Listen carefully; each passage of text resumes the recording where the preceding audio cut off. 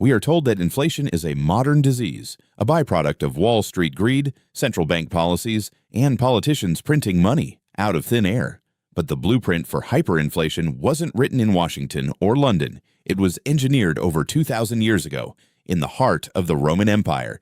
Before the Federal Reserve, before fiat currency, the emperors of Rome discovered a deadly financial cheat code, debasement. They realized that to fund their endless wars and massive welfare state, they didn't need to tax the citizens more. They just needed to alter the math of money itself. And in doing so, they triggered one of the most devastating economic collapses in human history. To understand how the system broke, you have to look at the engine that ran it. In the 1st century AD, the Roman economy was built on a solid foundation, the denarius, a coin minted with roughly 4.5 grams of pure silver. It was the reserve currency of the ancient world. You could spend a denarius in Britain, and it held the exact same purchasing power in Egypt. But running a superpower is expensive. By the 2nd and 3rd centuries, Rome faced a math problem it couldn't solve. The empire stopped expanding, which meant the massive influx of war loot dried up. Meanwhile, the military budget exploded to defend the borders, and the politicians back in Rome were buying loyalty with free bread and circuses. The expenditures far outweighed the income. When a modern government faces a deficit, they issue bonds or print paper money. The Romans didn't have paper money, but Emperor Nero realized something dangerous.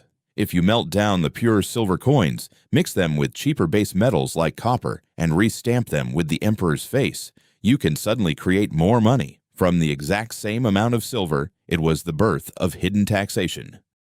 The debasement was slow at first, a fraction of a percent here, a percent there, just enough to pay the legions, but not enough for the merchants to notice. But governments are addicted to spending. By the time of Emperor Septimius Severus in 200 AD, the silver content was slashed to 50%.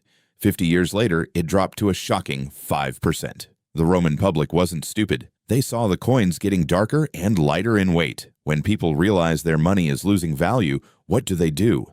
They spend it as fast as possible and hoard the real assets. Suddenly, the velocity of money skyrocketed. Merchants started demanding more and more coins for basic goods like wheat and olive oil. The empire had officially triggered runaway hyperinflation. A measure of wheat that cost half a denarius suddenly cost 100 denarii. In the year 301 AD, Emperor Diocletian panicked. The economy was spiraling out of control, so he did what many politicians still try to do today when they don't understand economics. He blamed the greedy merchants. Diocletian issued the edict on maximum prices. He literally carved the maximum legal price for over 1,000 goods into stone. Beef, grain, shoes, even the wages of laborers. If you charged more than the government-mandated price, the punishment was death. But you cannot outlaw the laws of supply and demand.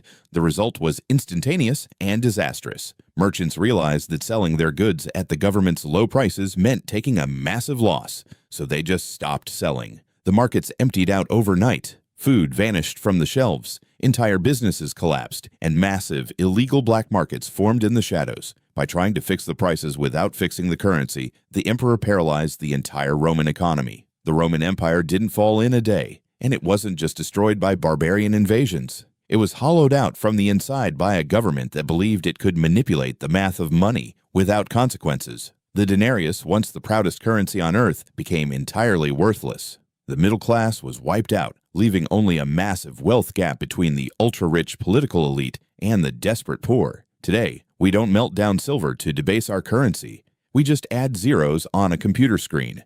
We call it quantitative easing or stimulus. But the underlying mechanic is exactly the same as a Roman emperor mixing copper into silver. Every time new, unbacked currency is injected into the system, the purchasing power of the money in your pocket is silently stolen. The Romans showed us the blueprint of economic collapse 2 millennia ago. The only question is, are we repeating their final chapter? If you want to understand the real history of money and how the system is wired against you, make sure to subscribe. Until next time, protect your assets.